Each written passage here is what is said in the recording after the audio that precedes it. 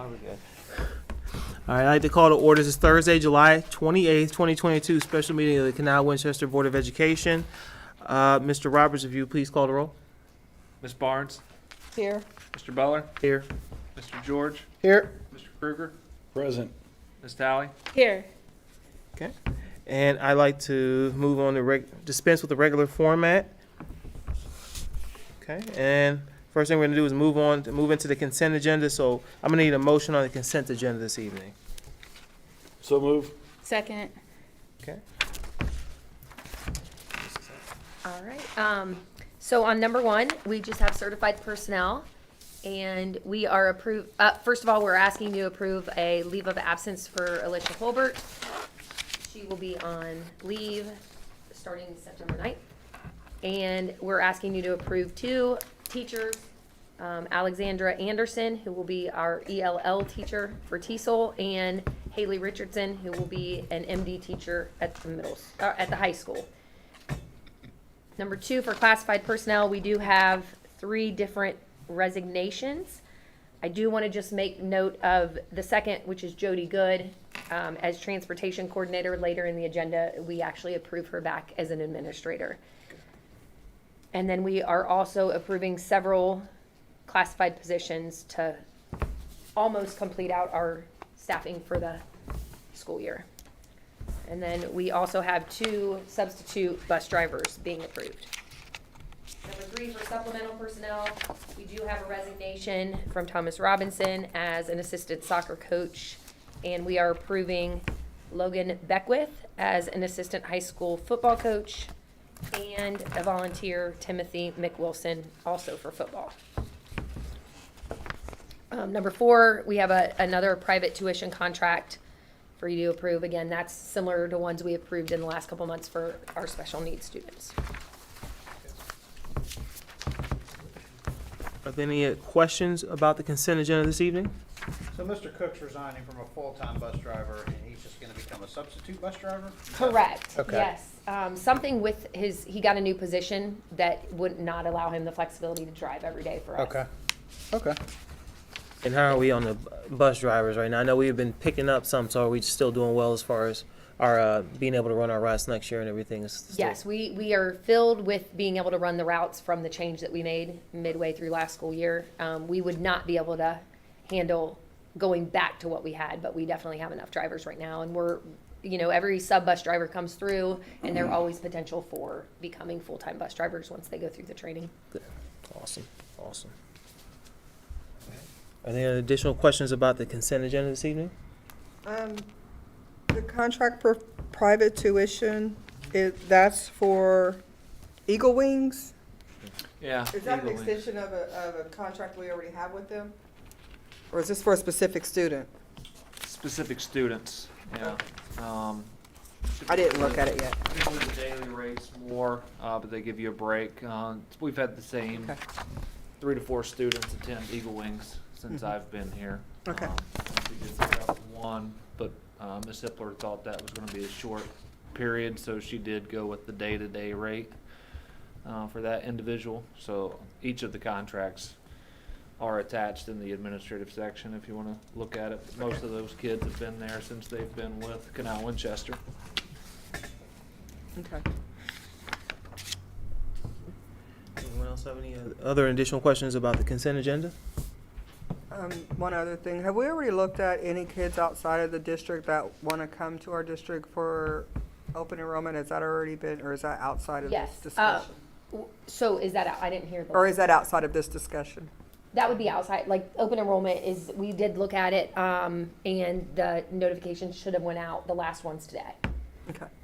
So they have, some have been notified already, and then others, today was the last, like, we made our final decision yesterday, so they should go out by the end of the week. Okay. We did, I know last time you were asking at the last board meeting, we are right around 75. The class sizes right now are higher, as well as with some of the, with just the changes that we saw, behaviors that we saw, we really felt like certain levels, it was not conducive to approve work with our students that we currently have, so. Okay. Anyone else have any other additional questions? If not, Mr. Roberts? Mr. Krueger, Yes. Ms. Tally, Yes. Ms. Barnes, Yes. Mr. Butler, Yes. Mr. George. Yes. Motion passes 5-0, and we're gonna move on to action items. So first up is gonna be employment of administrative personnel, Mrs. Jody Good. And I'm gonna need a motion on action item number 1. So moved. Second. All right, so we would like to approve Jody Good for an administrator position of transportation supervisor. This would be on a 2-year contract. Jody's currently in the role of transportation coordinator, which is a classified position. After a lot of discussions, we felt like it was extremely important for her to have administrative duties so that she could take on roles to be able to evaluate, discipline, take a much larger role within the department. And will we be filling the transportation coordinator position since we've made her an administrator? We will not. Okay. Not at this time. There is some potential looking 2 years down the road, there may be some changes with just retirement. So at that point, we might reevaluate how we employ or staff the transportation department. But for right now, we are not planning on replacing the position. She still want to do the coordinator work. She just needed to be able to have some teeth when things went south with discipline on buses and things like that. So salary-wise, is this still comparable to what her salary was before, or is it more? This is an increase. Okay. Does anyone else have any additional questions about action item number 1? Okay, if not, Mr. Roberts? Ms. Tally, Yes. Mr. George, Yes. Ms. Barnes, Yes. Mr. Butler, Yes. Mr. Krueger. Yes. Okay, motion passes 5-0. And we're gonna move on to action item number 2, which is gonna be employment of administrative personnel, and I have Mr. William Whitlatch, and I'm gonna need a motion on action item number 2. So move. And I'll second that one. Thank you. So as you'll see in the notes, this position is a restructure from the data and assessment director to a curriculum director. So there will be no changes other than a title change. We really wanted to streamline the titles of those positions in the curriculum department. And so that position, he will still be on the same salary schedule, the same pay. And you'll notice that he is on a 2-year contract, and that is because he's currently, I believe, in the middle of a 5-year contract, and he has 2 years left. So this wouldn't change his contract length. We'll revisit it in 2 years. He'll still be doing the same work. We have streamlined with some of the changes. We have streamlined the work that's being done in each, under each title to make more sense. So, does anyone have any additional questions on action item number 2? Okay, if not, Mr. Roberts? Mr. Krueger, Yes. Mr. Butler, Yes. Ms. Barnes, Yes. Mr. George, Yes. Ms. Tally, Yes. Motion passes 5-0. And we're gonna move on to action item number 3, which is employment of administrative personnel and Mrs. Deb Fink, and I need a motion on action item number 3. So move. Second. All right, this is similar to William Whitlatch's position. The difference here is that Deb was an assistant director to curriculum, and really the work that she is doing is that of a director. So we discussed that and felt it was necessary to change her again to a director position, so this allows us to do so. Awesome. So she does have an increase in salary and will move a column in the salary schedule to that new position. And I'm guessing she had 3 years left on her contract. And the same thing, yes, she had 3 years left on her contract, which is why she has a 3-year. Makes sense. Okay. Awesome. Does anyone have any other additional questions about action item number 3? Okay, if not, Mr. Roberts? Mr. Krueger, Yes. Mr. George, Yes. Ms. Barnes, Yes. Mr. Butler, Yes. Ms. Tally, Yes. Okay, motion passes 5-0. And then we're gonna move on to action item number 4, which is employment of administrative personnel, and Ms. Cindy Toledo, excuse me. So I'm gonna need a motion on action item number 4. So moved. Second. Motion and a second. All right. Cindy, who is currently in a director of curriculum role, will be moving into the director of human resource role. Her salary will remain the same. It's the same salary schedule that would be on that document for the salary schedule. But she is taking over the Human Resource Director position. And that position was restructured from the Assistant Superintendent. So we are not filling the Assistant Superintendent position at this time, and that will be restructured to the Director of Human Resources. Okay. And again, she has 3 years left on her contract, which is why you see the 3 years. Okay. Does anyone have any questions on action item number 4? So we didn't post this position, correct? That is correct. Okay. Were any other ones posted? So Bill's, Mr. Whitlatch's was not, because it would have been his position, just a change of title. There was no change, like Cindy's was a curriculum director to an HR director. But we did then post Cindy's position of director of curriculum. So when we get to that one, that was posted.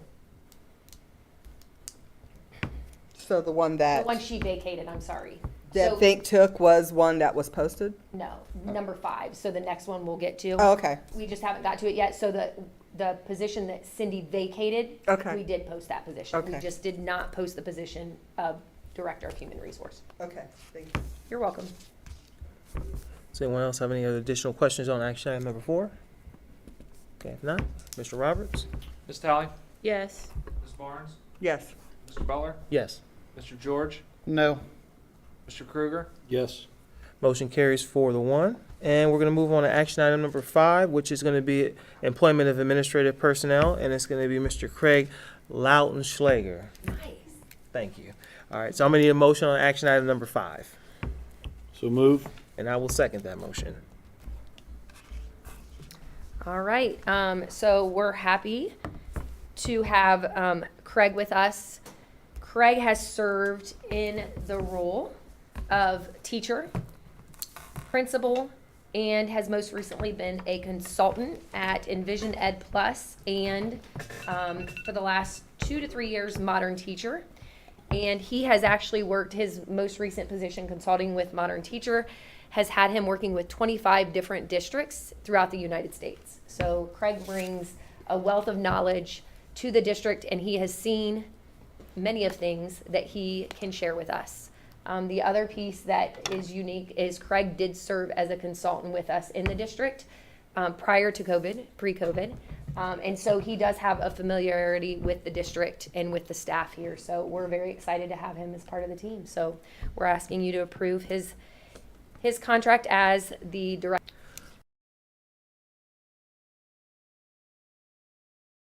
Does anyone have any other additional questions on action item number 5? Craig, what did you consult with us? I guess, can we bring him up to the microphone so we can Absolutely. ask him? Sure, thank Yeah. you, Mr. George, for that question, board, thank you for tonight. So it was about 7 years ago when my company, Envision Ed Plus, worked with Canal Winchester, and it was around the time of the innovation grants when we were putting in those innovation centers in each of the schools. We worked with those core innovation teams to get the idea of problem-based learning up and running, and also to get them to think, how do they do this in the classroom when they don't have that direct support from us? So my business partner and I would work directly with that core innovation team to then streamline to work with all of the teachers. From there, I did a lot of one-on-one coaching with teachers with their problem-based learnings in the classroom, and that was from kindergarten all the way up through 12th grade. One of the last and then the fit trails, if you remember the fit trails that are around each of the schools. That was a grant that I wrote with Ms. Toledo, and then we got awarded that grant, and then I spent a couple months making sure, coordinating all of those pieces, so all of those, hopefully those fit trails are still in service at all of the schools.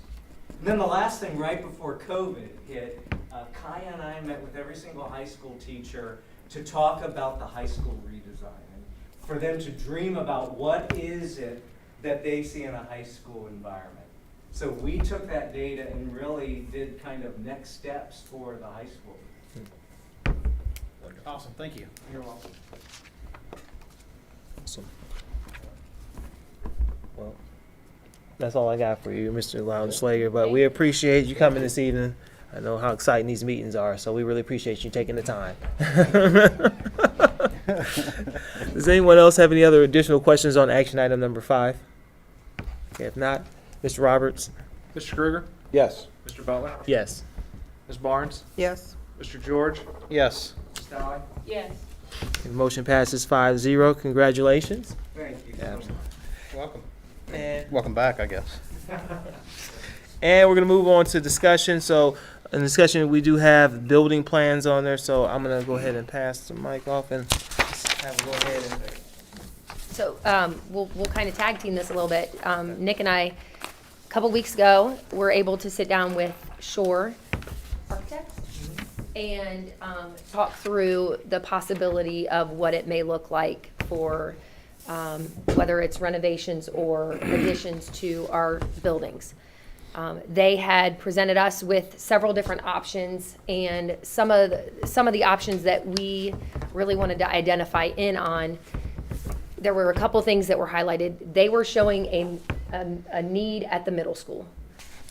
They were showing numbers both for increasing the size of the cafeteria, which is something that we have known for years. When the middle school was built, it was actually, the cafeteria was undersized even when it was built. And we actually sat with them and could not find why they would allow that to happen, especially because at the time it was a project that probably should not have been approved. What we found out is that what was approved, we actually added on additional classroom space and did not add cafeteria space. So we took the space and made it classrooms instead of cafeteria. And that's how we got away with not having the cafeteria the size. But we are able to build on a substantial amount. And then the other piece they had recommended is an 8 classroom addition, which would be on the middle school. In addition to that, the other area that we felt was also something that we were interested in was to add on at Indian Trail. That add-on would allow us to offer full-day kindergarten. So, How many classrooms? I'm sorry. at the, To be a 4-stack. Both You just said a classroom addition. You didn't. I'm sorry. both middle school and kindergarten would be a 4-stack, similar to the high school front of the building on that 4 stacks. Okay. 4 first level, 4 second level. Okay. yeah, so it would allow us to offer full-day kindergarten. There would be some conversations around preschool.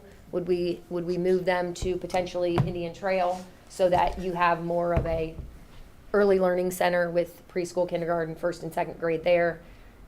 And also, it addresses the need, we would potentially be able to renovate some classrooms, the preschool classrooms that are at Winchester Trail, to allow them to have older kids in them, because they're obviously for the littles. So they give us a couple different numbers, which we're looking at. They are able to look at the information in both teaching stations that are currently there, and then your student size, how many students you have. There's also another means of looking at it is square feet versus students. So both kind of breakdowns give you different numbers. In that, Nick and I have been talking a little bit about, our needs, but we just wanted to first share that with you so that you knew that that was something that is a potential.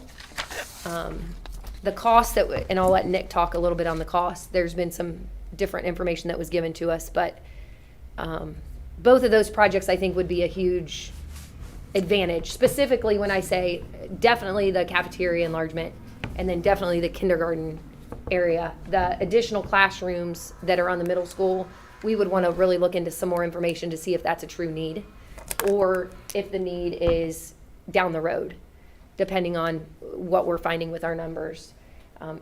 Based off the information we got, just a quick overview, they believe that the cafeteria addition could be done to start the 23-24 school year. So basically, not this school year, we'd have to get through what we have, but then for the start of next school year, we would have that cafeteria enlargement ready to go. The additions for the kindergarten classroom, as well as if we were to do additions to the middle school, those would be ready the 24-25 school year. So they believe it would be something that they could do similar to what we did at the high school, where they can do it without interrupting because it's on the outside of the building, and then they knock down the bricks. Is that one of the reasons why you're thinking of doing it 2 stages, particularly at the middle school, seeing that the need is there, and then obviously it would allow us to not interrupt the school day or, mess our building up Yeah, too much? either way, the additions would not interrupt the school day. For those, the cafeteria would be something that they would wait and do during the summer, I believe. Like, they'd prep it, but it would be done. But those additions would they wouldn't affect the school year. The reason we really want to stop and look at it is just the numbers. We want to make sure that the numbers that we're seeing and projecting, ask some more questions to see if that is truly a need that we would have. Well, I know at the kindergarten level, I know that's always a discussion with parents coming in. I know me having 2 kids come through the district, that would have been a huge benefit for us. And I think as a district, particularly if we're focused on reading and those early learning years, I think that's a really important year to focus on is kindergarten. And that's always conversations. I'm at the bank, I'm at grocery stores. Parents are always talking about that 2-hour kindergarten. It's nice, but it would be nice to be able to offer full day to our families, our parents. So you have this capacity study in front of you. This isn't an enrollment projection or anything. This is a capacity study based on current enrollment. So the OSDM is the design manual that basically says, if we're going to build a building for you, here's the grade levels, here's the numbers based on square footage. So each building shows we have a little bit of room. But if you look at it from a teaching station standpoint, in the middle school is already somewhat stretched. But if you look at the enrollment numbers I put together, these are actual numbers for 17 through 22. You can look at the bottom and you can see the middle school numbers in the building, 901, 927, and then we hit a stretch of 3 years where we were pretty maxed out at the middle school, 949, 967, 957, and then we came back to 929. These are obviously my enrollment projections, but what I did was, there's a pretty good trend here. If you look at, say, 17 to 18 from kindergarten to first grade, 239 to 268. If you do that, kindergarten to first grade all the way across the board, it's about an average of 40 students. So you can pretty well take the live births that I know the data for, take that and know exactly what our kindergarten is, and then set the trends based on the grade level changes year after year. And you can kind of see the middle school with that in mind is looking at 933, 935, 931, 937. So my question was, were we stretched during 2019, 20, 21 to where we couldn't function from a classroom standpoint?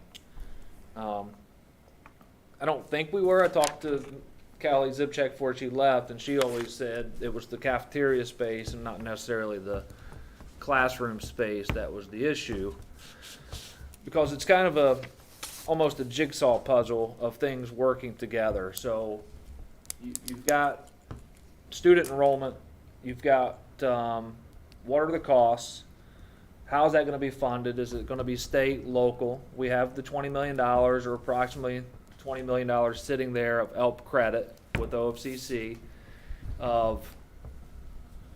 Essentially ELP credit was a 69-31 split on costs. The state didn't have any money at the time to fully fund the project, so the local taxpayers paid 100% of the projects at the middle school, at the trails, and then the addition at Winchester Trail. So we racked up $38 million of credit that those projects should have been co-funded at those levels. Or we're still sitting with 38 up to this year, and we did the high school addition, renovation, and that was approximately 19 million. So we still have close to $20 million left. What I'm being told right now, and I've got a call with OFCC on Monday morning, is 6 years minimum. 6 years minimum before they're able to even say, you're on a list to get any type of funding or money from us. So that leads into your decision, all right? Do we get back into an ELP program and we ask our taxpayers to fully pay for a 5, 6, 7, 8 building? Or do we wait until we're able to be funded and get the money that we were owed through the ELP program for over the last 25 years? The kindergarten enrollment makes sense because Mr. Kruger had asked me to look at what that does for us. So if you were to add a kindergarten wing, the formula right now is a per student funding. So we had 216 kids, but we have half-day kindergarten for the most part. So they're only funding us at 50% of our student enrollment. Which is what dollar, which is what approximately per student? It's about 3,500 per 3,500, student. okay. If we That's were the to half, go, that's the half? That's, yeah. yeah, that's a half day. Got it. So if we were to go to a full day, you're gonna obviously pick up the 100% of funding for those kids that we have. And what we know is we pick up, on average, 40 kids from K to 1. So there's a realistic possibility that we pick up those 40 kids. So we go from a 232, 219, 211 class the last 3 years of having a 270 some, 260 some, 280 some. So we would pick up kids that we're losing because we don't have full day kindergarten, because half day is kind of a struggle for parents. So they're taking them somewhere else to have full day, and then they're bringing them back here in first grade. One, it's great for the community to be able to do the kindergarten. It's great for the educational piece. And we would pick up, if the current formula is in place right now, we'd pick up an additional $700,000 by the time that building opened in 2025. We would probably have to add 4 teachers. Average cost $90,000 per year, so you'd have about an operating cost of about $360,000. So it would definitely be a plus break even to offer the preschool or the kindergarten full day. That 90K, that's the fully loaded cost per teacher? Okay, okay. On average, I mean, Yeah, you might right, have right, to. I get that, yep. So that is if the building was free. So we'd have the 700. Through state We're revenue. net positive Mhm. through the funding. That is if the building didn't cost us anything. Because that's not factoring in. the Yeah, it's cost. not figuring. That's figuring just in the operating building costs. That's just the operating costs. It would cost us an additional $360, but we'd pick up an additional $700,000 and even more if it was fully funded. So that's assuming that's at 50% funded. And that's So year right over now, we're year. picking up, for every student, we're only picking up 33% of the additional revenue. That's supposed to be phased in. It was 16 last year, went to 33. It's supposed to be 50 year 3, and it's supposed to go to 64. We won't know until the spring when they do the biennium budget of if they continue to phase that in. But under the current formula, adding full day kindergarten is very beneficial from a financial standpoint, educational standpoint, and really a community benefit standpoint. I can't really see a negative in it as long as the formula stays. But like I was telling Kaya earlier, in the last 12 years, there's only been 2 years where the state has not had a formula-based funding model. Yep. So the chances of us not picking up a per student revenue is probably slim to none. It depends on what are we going to pick up, and the 600,000 to 700,000 is probably a minimum based on the current formula. So you think there's how many that we lose for kindergarten that we might get back? It's an average of 40. We've lost average of upwards of 40. 62 in 1 year. From Consistently. kindergarten to first grade. If you look at the top row, look at like from 17 to 18, we had 239 kindergartners, we had 268 first graders. We had 212 kindergartners, we had 258 first graders the next year. Yep. 230 to 276. The smallest we had was from 2021, but that was a COVID year to where the parents weren't wanting to send kindergartners to school anyway. Yeah. But then we picked that right back up. We went from 219 to 280 in this last year. So there's a pretty good chance. I mean, and these numbers here that are projected, 223, 229, 261, 237, are based on birth rates. That has nothing to do with the They're rate going up. of, yeah. It's going up another 40 plus that. And that's half day. Yeah, those numbers that are projected are for Are half for day half day. projected. No, these up top aren't. Down at the bottom, I'm projecting that half day. Because on their numbers, if you look, I don't want to get too sidetracked. Up here, Indian Trail, they show 783 current enrollment. Hold on a That's second. not necessarily true on that capacity study, because we don't have 232 kindergartners in the building at the same time. Oh, yeah. But that number, isn't that number considered half day? No, Like, that's the our, projected that's for our half full day? right now, yeah. Yeah. I'm not throwing in the extra kids in that projection. That's just assuming we're still half Oh, day. yes, That's how many yeah, total kids that's we what I have. thought. Okay, that's what I thought. So realistically, you could see 2025 going from 260 to 300 real easy for a kindergarten class. And then Nick, I know we've been talking about the road, but I know I'm looking at the new construction coming along too. So, that's still going to be considered a factor, because if we do pick up a bunch of families, I mean, there's only so much we can project, but if we know we're building and we're still growing as a district, if we pick up new families and they start having kids, then obviously that affects this number as well. So, We had the conversation with our legal person on the bonds and that knows OFCC, and we were talking about the impact of Intel. She thinks, and I think, the impact is going to come southeast from that area. I mean, there's only so many places to live. Blacklick's starting to build out. It's pretty well built out. And you have to come southeast. And Canal is a desirable destination for a lot of people. So there is going to be an impact. We just don't know what the impact will be. We will see more kids. And Pickerington's building a connector that's gonna go all the way from 33 to 70. I think Allen Road, I think they're actually gonna connector that all the way through to 70 from 33, which will make ease of access to Really? the northeast part of town. It'll make it much easier. A kindergarten wing helps solve it's not a short-term need. It's not based on any type of capacity, but it's based on, it does benefit us financially, it does benefit us educationally, community-wise.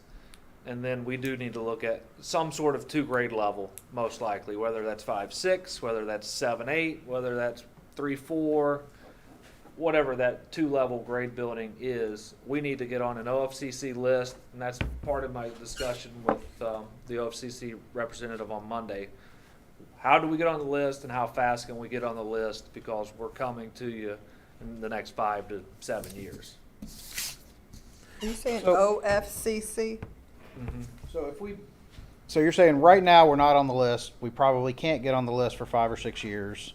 And then we're on the list, so then we're waiting until our number comes up on Yeah, the I need to list. see where, it's kind of confusing because we were in the ELP program. Right. And then we came to CFAP during the high school renovation edition.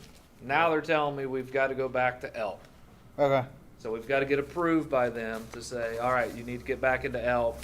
And then it's like, well, wait a minute, we got $20 million sitting there. When can we get back to CFAP to Right. be able to co-fund and help spend that money that they technically owe us? Because the Higher Revised Code technically says the state owes the district that money through ELP credit. Right. Well, we're getting all the interest on that too, aren't we? That we'll have to turn over to the state, which I'm also going to fight them on to keep that $1 million that we have. So what happens, let's say we decide at some point in the near future, we decide to move forward with the kindergarten edition or middle school edition. I love the full day kindergarten. I think that definitely needs to be a top priority. I also have a problem with middle school kids eating lunch at 9:40 in the morning. Yeah. So, we need to do something with the cafeteria there to, allow those kids to have more than brunch, before we send them home in the afternoon. Well, I think you move forward. The Yeah. kindergarten wing's going to be about 9,000 square feet. Okay. And so, let's say we do that without using the state credit, the OFCC or whatever, all those other acronyms you just threw at me, Nick. Do we get credit back from the state for doing that ourselves? That's why we need to get back into the ELP Okay. program. Okay. We would have to do a resolution basically saying, yes, we're going to be in the ELP program. You're going to give us credit for this work. You agree that we need this. Okay. So yeah, we would pick up that share. So our ELP credit would go from 20 million to maybe 22 or 23 Yeah, million. These right. would count towards that if they okayed these projects. And do we get yeah. full credit for it, like dollar for dollar, or is it 50% credit? No, or- their percentage is 31% Okay, of okay, the project. Okay. So kindergarten wing, if you did 425 per square foot, it's about 3.8 million. Okay. The cafeteria wing or addition is going to be anywhere on how big we want it. They recommended 2,500 square feet, but we could probably go out to 5,000 square feet. Okay. So we really need to look at what a true need is, because if we're gonna do it, we need to probably do it. Build it for the future. Build it for rather the than build future. it for now. Right. Is there anything in the plans for if we're going to increase the cafeteria with the architecture? Did they look at the possibility of a dual use of the cafeteria for like an auditorium, or even putting in an auditorium for the kids that are in acting and all that? I forget what they call it, but Performing that was arts. performing arts was wanting that. Is that something that we're looking at for performing arts? I mean, I think it's on the list, but I don't know if, I mean, that's where the board has to set a priority on, if you wanna spend, cafeteria addition, you're looking at about $2.1 million, if you go all the way up to 5,000 square feet. Kindergarten wing, you're looking at about $3.8 million if it's $425 a square foot. What'd you say before you said before you said the kindergarten, what was the price that you said the other one was 2.1 million, for the cafeteria? it's 5,000 square feet, if you went that large, at $425 per square foot. So realistically, are you saying we would not have the capacity to take on both projects concurrently? We'd have to actually decide which one goes first? or- No, I think we would do them both. It's $5.9 million. I think if we found that those were two needs that we needed to address, I think we would do them at the same time. We would use general fund money, some of the money we were setting aside in the permanent improvement fund to get on the OFCC's list of help credit to pick up 31% from them, which would give us another $1.8 million. Because I think To both be able to are, use later for another 2 grade level building would be the plan. both are something that we do desperately need, and I think both of them are a priority. The one thing that we talked about with those additional 8 classrooms on the middle school, and again, we've talked about this on, do we need those now? Our numbers aren't showing, like Nick mentioned when you looked at the numbers. Yeah. Our building was pretty tight back in, I want to say it was 18, 19, 2021, this last year they eased up, numbers went down. So the numbers don't hit that again in projections. So if we build that now, is it needed in the OFCC plan so that 5-6 years down the road, now we're ready to build a 2-level building, whether it's 5-6, the old building becomes 7-8, or the old building's 5-6 and we build a new 7-8. And now you're building it to where you're only housing 2 grade levels, so those extra classrooms maybe weren't needed. That's where, when we were talking, we just aren't sure if it's to go now where we don't have the, what's the ELP credit? Mm-hmm. We don't have that, so we're spending our money right now. So instead of doing it now, do we do what we know we need immediately and then hold off, and then when we get to the intermediate building or the 2-level building, then we add in there with the money that we would have from OFCC?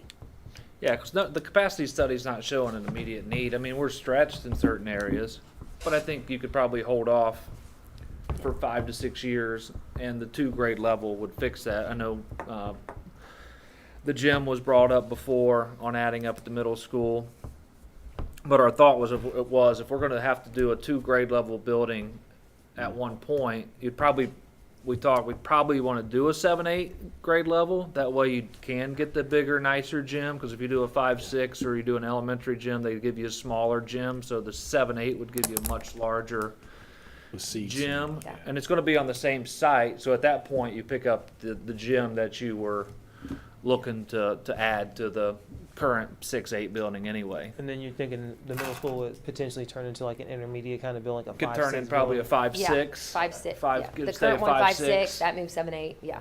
And then And you'd with have the, go ahead, yeah. with the additions to the kindergarten and then some restructure if we needed to for preschool at the same time, you move those over, well, now you're building capacity at Winchester Trail. Opens Because up. you're removing preschool, so you're gaining extra classrooms there as well. So by adding on and renovating Indian Trail, you gain more room at Winchester Trail, middle school set, and then when we're ready, we do the 7-8 building. Because I know you had mentioned preschool, and that was something I was Yeah. going to bring up, because I know preschool, and particularly for me, like the special ed program, I know that there's going to be a need there, and it's going to continue to grow. So, wherever we're building for the future, being able to be flexible so we can accommodate like those particular special need preschool classrooms, but just across the board, I know there's going to be a need at that younger level for that special need level. So if we had a building that gave us some more flexibility, I think that would be something we probably would want to look at. 'Cause Does the state provide funding for pre-K? I don't know if they fully fund it. I Right. think they will, but you're probably better off coming up with a plan that gets you the grade levels you need and back into the preschool. Right.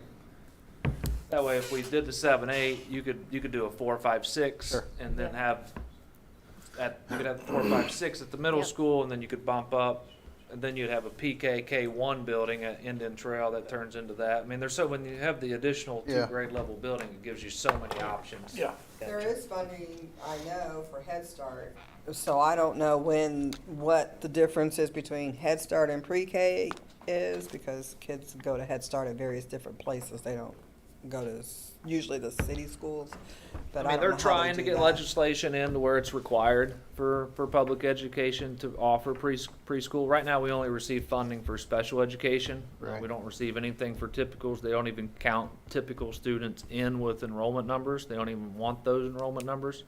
But we're required to have typicals in the classroom. Or peer models. Yeah, I mean that's been the conversation, right, for the last year has been, hey, we need to include pre-K in our general public education. That's been, I know they're talking about it nationally. I don't know how much we're talking about it at the state level. Just A based lot. They're talking about it a lot at the Are they? state level, but I Okay. think it comes down to facilities Yeah. needs right now, when they're only really giving, I mean, most schools probably can't even accommodate it, right? Most No. school districts probably can't even accommodate it right now, so. and when they're only allocating $648 million in a capital budget, Yeah. I mean, that's not even hitting the needs of us to get our $20 million in ELP credit that the Yeah. state owes, let alone try to help districts build on space to do preschool. But on the flip side, if they pass some legislation that says, hey, school districts prepare for pre-K and understand that you're gonna have to provide it in whatever, 4 or 5 years, if we're in a position because we've done these other projects Right. where we can go straight in and offer pre-K and immediately start taking advantage of that rather than having to wait for the 4 or 5 years for it to be instituted.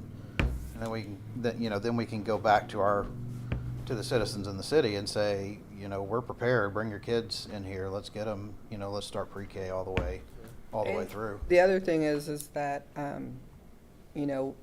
we know the studies have shown that when kids start out sooner, they learn faster, at earlier ages. And I, for one, am one of those parents who took my kids somewhere else before I came to Canal, and I lived in Canal. I brought my son here for the 2-hour day, and he did not learn anything that I thought he should have learned, but then the expectation was that I was supposed to teach him at home, and I'm a full-time working parent, so I was like, I'm not doing that. And I had come from Columbus City schools where my older kids had gone to kindergarten all day, and so it was drastic for me to have to go back and forth for a 2-hour time frame. So I was like, there's no way. So I took them out of the school district to bring them back later after going to a charter school so that they would be advanced. Now, that was one of my kids who was kindergarten that year, and the one that was 2 years behind him did the same thing. When he came to kindergarten, though, he was able to come for a full day of kindergarten in the special all full day kindergarten class, and he had already done a full day of kindergarten at Columbus.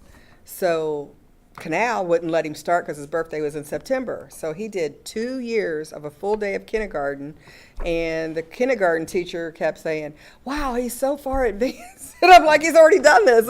And I had to tell him, he's like, why am I doing kindergarten again? I said, oh, it's super kindergarten. But, that we shouldn't have to do that. The kids should be able to go to kindergarten full day and get that education and move up to first grade without struggling in first grade because they only had 2 hours of kindergarten. Absolutely. And that is a big thing that a lot of our kids struggle in first grade because they've only had 2 hours of kindergarten. So I talked to Bill Whitlatch today to see if there's any data that he can pull to see, does all-day kindergarten help? And I think some studies show it does, some it doesn't. It helps like through the 3rd grade, and then those other kids catch up after that. So by the time you're 8th grader, it doesn't matter whether you're in full day or not.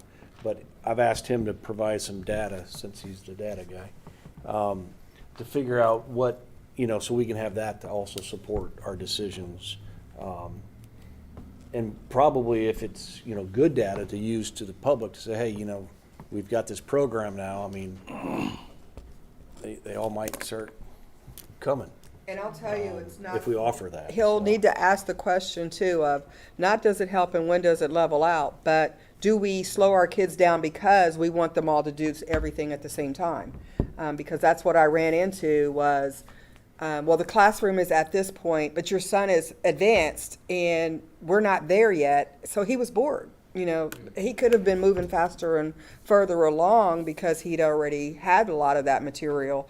But instead, they keep them at, you're only in kindergarten. Well, he could have been doing 1st grade work, even in kindergarten. So we have to look at those kinds of things too of, advancing our kids based on where they are with their skills. Well, it becomes does the board want to provide a community service for pre-K and K? Which, that's the dilemma in pre-K. Kindergarten's gonna pay for itself through the funding. A lot of times, you don't get the funding necessary unless they do make it mandatory to where we can pick some funding. So you gotta decide, all right, if we're gonna do pre-K, it's gonna be a cost to us, because we're not gonna pick up too much revenue from the state because they're not fully funding it. So do we want to offer this as a community service? And I think a lot of times the answer is yes, but that's kind of where we've got to decide, is that important to us to be able to offer and expand the PK along with a full day kindergarten? See, how quick do we have to make a decision? Like if we, because you said kindergarten, not 23, 24, but 24, 25. So like what time frame are we looking at where we would have to make a decision to meet that timeline? For the addition to the cafeteria to be done for the opening of next school year, we would have to make it fairly quickly because they said that they'd have to start getting everything in place for spring to start. I mean, that's soon. So that piece would be quickly. And the same with the kindergarten addition would also have to be fairly quickly to get it ready to go for the opening in 24, 25. Not working with OFCC does speed up the process some, because we Right. can get out there, find the architect, pick the architect, get the construction manager, pick the construction manager, start putting bids out, coming up with the drawings, getting approvals, Yep. those type of things. So it does speed up the process, not being and working with OFCC, which we would be in the help credit, but we're not really working with them. We're doing it on our own. Right. The cafeteria, they would say they would break ground pretty much in the spring. To be able to do that, they would build the walls and then blend it in the summer and combine it to get that done. Probably by November, I would think we would probably want to have something in line. Say, all right, here's what we're going to move forward with, an addition, some way. Okay. What does the red 65? I'll find out. We'll get a better scope, Dave, on Okay. when does the board need to decide to make sure this is open by 24, 25, right? Matt, the red 25, 65 26, means that we're over 25. capacity by 65 in that school, based on how many teaching stations we have. But that's the one I thought that we had a little bit of room, so that's what I was confused about. Which building? So the red Middle school. 65 in the middle school, Dave said that means that we're over 65, but the numbers, if that's the case, in 2020, we had 967 kids, and right now we have 929. So how can, we must have been really over. Is that what that's showing, That's a or? philosophy that Dave Dingelheim or Mike Dingeldine uses from a net teaching station. I don't think it's really meant to be an exact. I think it's just meant to show you got two different methods. You're a minus 25 in the design manual, and you're a plus 25 in the design manual calculation, and you're a minus 65 in the teacher station. It's more to just show you're tight, but I'm with you. I looked at the same thing, and that was my first question to Kaya when she came up. I was like, were we tight in 2020? Because we had 967 Yeah. kids, and we're not really projected to be at those levels in the next couple years, unless we get a huge influx of housing and empty nesters start selling and Intel really makes its move, which also Intel is going to have a factor on building costs too, because I mean, there's Workers. going to be a ton of resources that are going to go up there. Yeah. So you're going to have workforce, you're going to have all the supplies going to that, what is that, $22 billion site? I mean, so to get in sooner, I mean, so there's going to be a timing thing on trying to beat the supply chain. So I'm asking that question because I don't know if we need to spend the money, which you were speaking to add classrooms at the middle school, to use monies to do that when possibly in 5 to 8 years, we could get a secondary building there. So to me, those monies might not go for anything positive, especially when it's sitting there waiting for the growth to get there. And by the time that growth gets there, we've already built a secondary building. That's why I was trying to figure out what that number meant, because based on this, that's the one we need to build.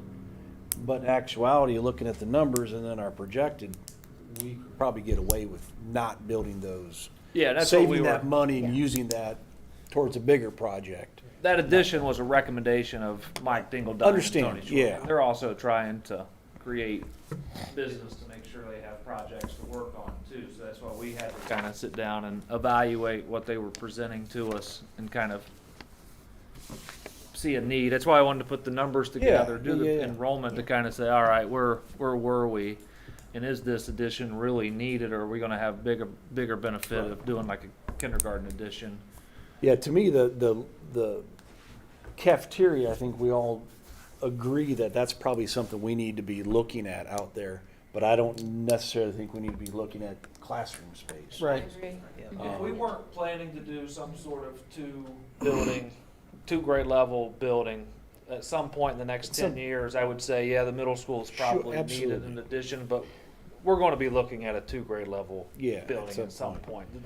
The numbers are going to continue to come this way, and we're not going to continue to catch the breaks of birth rates being at all-time lows. Yeah, and the birth rates, but also, what are we doing? We're building 200 new homes a year here? 200 to 225, and That's not factored into your projections. This is just birth rate Yeah, no, projections? that figures in the Oh, trend. it does? Yeah, it Okay, I figures thought in the this was just trends. birth rate trending. But that'll hit the kindergarten more than likely, or at the elementary school first before we see. No, new housing will hit You think so? everywhere. Yeah. Because, Because we're not even close to being landlocked. I mean, the Fairfield County side has plenty of room to develop. I think the Franklin side still has room to develop. Yeah, if you look at the numbers, there's certain key pockets here. Like when you 7 to 8 is another pocket where we pick up. Those are like the transit numbers of trend of people selling. We seem to find it in like 8th grade, 4th grade, 2nd grade, key levels of when kids are getting to certain grade levels. Because I think they look at it like, oh, they're going to be starting a new building as a freshman, so that's a good Hurry up and time. do They're it. going to have to. Yeah. They're going to be with new kids anyway, so Yeah. might as well start them in a new grade at that level. They don't seem to switch them in the middle of a grade span.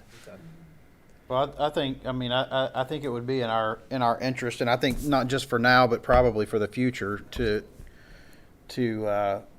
stand up a capital committee, right? And have some board members, probably have some schools, some of the schools have a voice in what we're doing with capital, so we can move forward. I mean, I don't know that that's something we can vote on now, because it's not part of the agenda, but maybe we look and continue the discussion at the next meeting, put it on as an action item. That gives us a chance to kind of digest some of this stuff and maybe ask Nick or Kaya any questions that we have, and then vote on standing up a capital committee and figure out what that committee looks like, and then, start talking about it so we can come to a decision. You're saying to sit down with Tony or an architect or somebody to start putting their needs or what they're, Well, Looking I think initially the Okay. capital committee, it just looks at, it says, hey, here's the needs in the district. here's how we probably should move forward. So decide how we're gonna move forward with input from Okay. all kind of the stakeholders in the district. Yep, get And then, buy-in. and then once we do that, then we can say, okay, here's how we're gonna move forward, then we come and pass a resolution that says, here's what we're gonna do. Okay. And then we start hiring people to do it. Would that capital committee have to go on the board agenda, or could that be an administrative committee? Just based off of, if it's a board committee and approved on a board agenda, then they have to follow the rules of, Yeah, rotating but I meeting think, minutes. Is that what I you think you wanna probably do? want it to follow the rules of a Okay. committee and Yeah.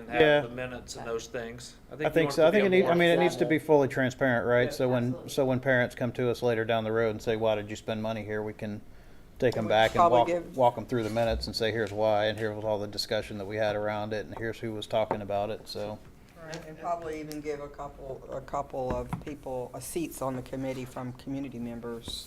You know, that might be it would be open to the public if they wanted to come and attend. And I think Listen, so. it helps us as a district long term, as we're talking about adding kindergarten. One thing I'm thinking is 2024, we got to go out for that levy renewal. And, you know, obviously as taxes are going up, one thing that's going to be important is we kind of explain what we're doing. So we're expanding kindergarten and they can see there's tangible results. So like, we're paying more in taxes, but we're seeing the value in the services that we're getting. So we're getting expanded kindergarten.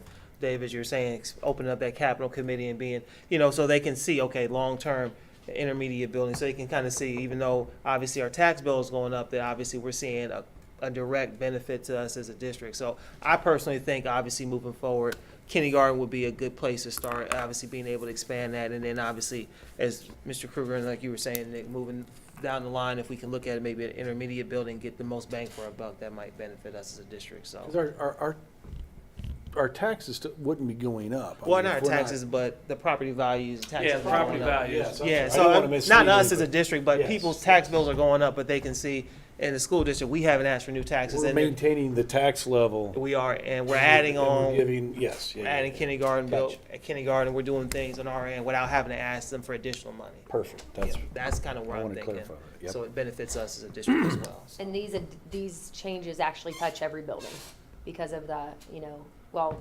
Winchester Trail may or may not, depending what we do with preschool, but there's an opportunity for each of those buildings, with the high school being, you know, that we just had the renovation on it, you know, finished within the last 2 years. That's, I think, says a lot.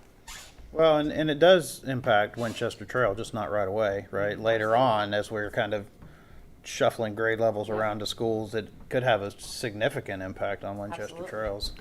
Yeah. I think the committee's awesome. I mean, two board members should know the details, because I have so many things right here that to get into the weeds, to know exactly, all right, if we do this, this is gonna impact this. If OFCC does fund this, this is gonna impact what we do. To be able to know that stuff and then relay it back to the rest of the board and to actually speak to the community on it, I think it's a great idea, to move forward. Right. Yep. Right now, I mean, last year, I don't know what our lunch schedule looks like this year for middle school, but last year I'm pretty sure, starting lunch at 9:30 Yeah, a.m. it's the same. They can only fit so many kids in the lunchroom, and it has to start early in order for them to get everybody through. Yeah.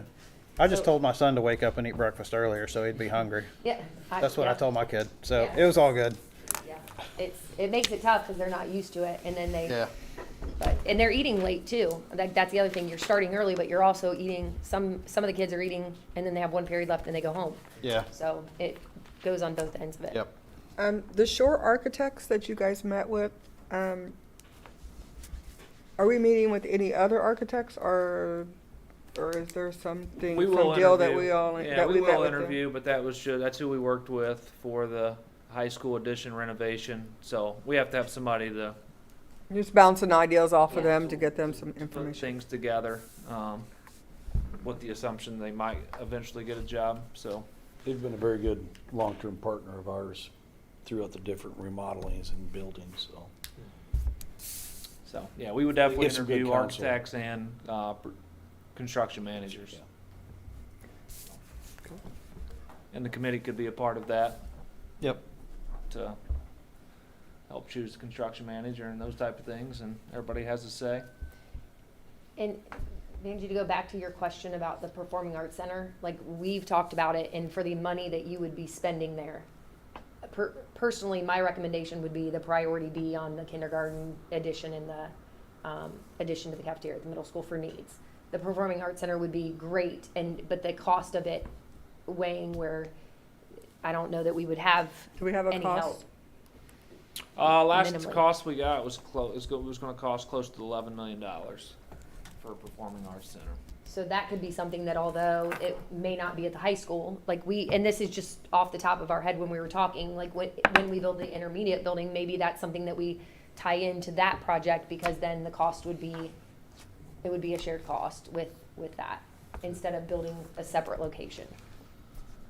A kindergarten addition plus the cafeteria expansion would probably be right around 6 million, assuming the 425 doesn't skyrocket in the next 6 months. Yeah, right. But even if it goes to 500, you're still looking at 7 million. So you got about a 5.5 to $7 million window. And in those numbers, was that the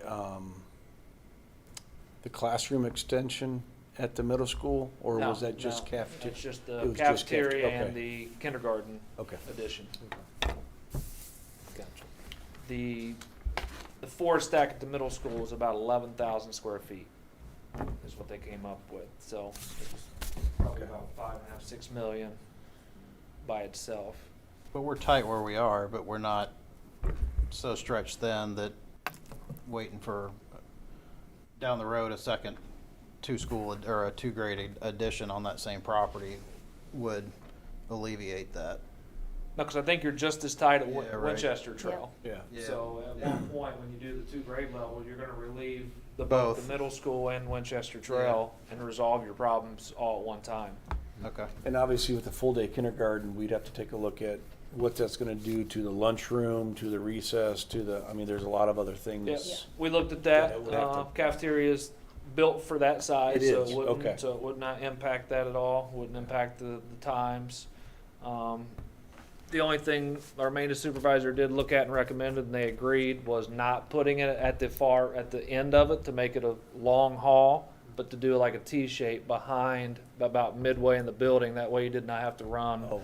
all the HVAC and all those things down to that far wing. It would be easy from a mechanical standpoint if it was a little closer to the main building. Gotcha. And then So you we're keep not the same connecting the two aesthetics as buildings. well. Yeah, Correct. we're not connecting the two, No. it's gonna be behind. Be behind. Okay, yeah. interesting. That was So- the thought from a mechanical standpoint. Okay. So besides the space, what other factors or implications are we looking at in order to decide whether to move pre-K over to Indian Trails? Is it just having the additional space? We'll need to expand Indian Trails. Is that the only implication that we have? Yeah, we need the classroom space. I mean, we Yeah, would love we to would go full need day the- right yes. now, but we don't have the classroom space Yeah. to do it. Yeah, so if we were to move, so kindergarten would be there.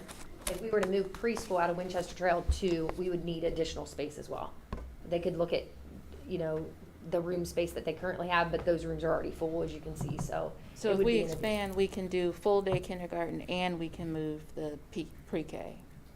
That's an option, That- yeah. something we can look at. Which we didn't look at that in that addition. A kindergarten wing of a 4-stack was gonna be anywhere from 8,000 to 9,000 square feet.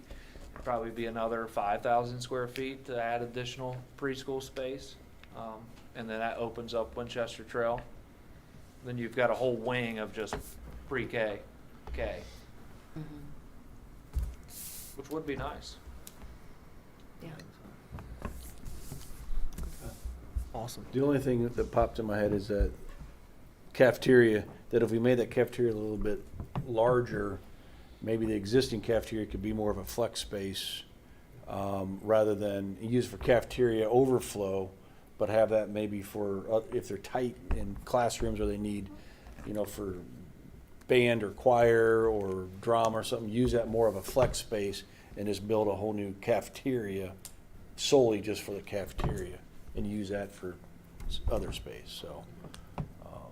So the way it's, so the way I it's didn't built include is the it's map. literally they build out from the current cafeteria. So it's a super easy build because it's just the shell. and then they break down the wall. So it's not like it's a I didn't know extra what area. wing it was going on, like It's behind the gymnasium? It's the cafeteria towards the front of the building. So it will go out to the bus loop. So it will almost reach to the sidewalk if we go the larger I see. side, right off of so the front entrance to the left of the front entrance. Okay. So it really isn't a separate space. It's making the It's space we expanding the currently have walls. larger. Yeah, okay. Absolutely. You know how they did the media center at the high school, where they built the media center? It was done, the brick wall was in between, and when it was ready, they tore down the yeah. middle wall. Okay. That's what this Yeah. would be. I was So they thinking would they were build the shell, No, more of it's the everything would be same ready, and spot then they that's would- currently there, Okay. just adding to it. tear down the existing outside wall, I and then got you. lay the flooring, and Yeah. they're done. Okay. Any other questions on that? But, you want us to put the committee, Yeah, on the, I think You can appoint the- That's a good if, idea. two members next, in August? I think that would be a good idea, put it on as an action item. We can have a little bit more discussion if we need to. Kevin, if you think that would work. I think that would be for the best, because I know we've been talking about it. I know, Dave, you've expressed interest, and Vanjie, I was talking to you, you expressed some interest in that as well. And I think because we've been having conversations, and Nick has done a really good job in the 7 years I've worked with him. So I think he said this is one of the most beneficial committees he had when he served as treasurers in other districts. So I think for us, if we're looking at doing all this long-term planning, it would make sense for us to have something like this in place. So I would like to see us move forward. So if we could put it on the action items next month and go ahead and stand the committee up and move forward. And it sounds like, looks like this fall, we're gonna need to make some good decisions. Full day kindergarten is a good one. So I would like to move forward sooner rather than later. So I think that'd be good for us to do next month. Yep. So, all right. So I think this is a really good discussion. Is there anything else we want to discuss before we move on? All right. Excellent. So is there going to be a need to enter an executive session? Excellent. All right. So if there's no need to enter an executive session, I'm just going to need a motion to adjourn this evening. So move. Yep. I got a motion. Okay. So I think, was that Dave? Yep. Okay, Dave, and then Matt, you seconded it? Okay, and a motion and a second. So, Mr. Roberts, whenever you're ready. Mr. George? Yes. Mr. Krueger? Yes. Ms. Barnes? Yes. Mr. Butler? Yes. Ms. Tally? Yeah. Motion passes 5-0, and we are adjourned at 6:50.